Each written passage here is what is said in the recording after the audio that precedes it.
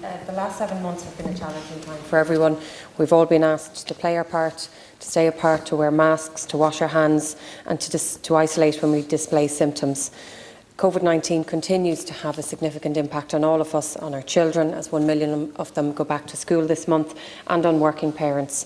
I know that many families are experiencing significant stress due to the unavailability of family support and in situations where child's school or childcare provider is closed because a child or children have tested positive for the virus, and I've dealt with a number of people this week on that very issue. I'm extremely sympathetic to those families, to those individuals, and I acknowledge the challenges that working parents and employees face, and unfortunately will likely face in the months ahead as we learn to live with the COVID-19 restrictions. The previous government acted when COVID-19 first emerged, and since March we have introduced measures to support people, to support households, to support workers and businesses impacted by COVID. These include unprecedented levels of emergency income support measures for households and for workers. We've also introduced and ensured that all workers who are certified by doctors as diagnosed with or suspected of having COVID, awaiting a test result or isolating because of a close contact with COVID, they are entitled to a COVID-19 enhanced illness benefit, which is up to €350 for 10 weeks. However, and the Taoiseach acknowledges this morning as he writes in the Irish Times, that Ireland is one of a small number of wealthy countries in which there is no statutory obligation on employers to provide a sick pay. That is a scheme whereby all employers must, by law, pay employees who are unable to work because of an illness. This needs to change, and we fully acknowledge and accept that. The Taoiseach confirmed that discussions with unions and employers and worker representatives will get underway immediately. I do welcome the Labour Party bill. It is an extremely important contribution to the debate in this area.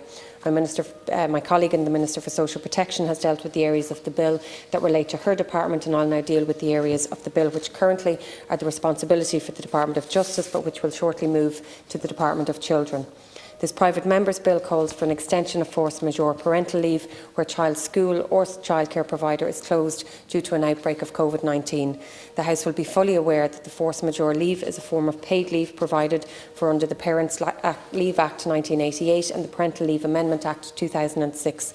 It is intended to provide for short periods of leave for urgent family situations where a close family member is ill or has been injured. The maximum amount of leave allowable is 3 days in any 12-month period or 5 days in a 36-month period. It is important to acknowledge, and I fully accept this, and again, having spoken to a number of families this week, that it is probable that if an employer expects or suspects that the child has COVID-19, their employer may not want that employee to attend the workplace until clarity has been brought. However, and acknowledging that and acknowledging the intention of this bill, there are a number of issues with the bill which would need to be considered further. Force majeure leave applies in emergency situations where an employer must deal with an urgent family crisis. The proposed legislation, however, would place it on a more long-term footing, similar to other family leaves, but without considering the necessity for some short notice period. This would need to be looked at. The bill does not take account of possible work-from-home arrangements. Again, that may be in place, and this would need to be looked at further. I believe the Government's position that the Minister for Social Protection, that the Taoiseach and the Minister for Enterprise, Trade and Employment would commence a consultation with unions, employers and employees is the correct approach here. It will ensure that we can give a proper consideration to reforming Ireland's statutory sick pay laws and any related change to illness benefit. It will allow research into the extent of the problems identified by this bill. It will also allow for a full evaluation of the costs the bill as drafted would place on employers, in particular our small and medium enterprises that have been severely hit by COVID-19. It does appear that the bill as drafted, whether intentional or not, would place most, if not all, of the cost of these proposals on employers at a time when businesses are struggling to keep their doors open and their employees in jobs. I do believe, Lasken Corley, if we can get this right, it will reform the country's sick pay laws and any related illness benefit, which is funded by PRSI, and we are absolutely committed as a government to doing so, to supporting working parents and to developing solutions that suit their needs. And I look forward to these discussions with unions, employers and employees getting underway as soon as possible. Thank you.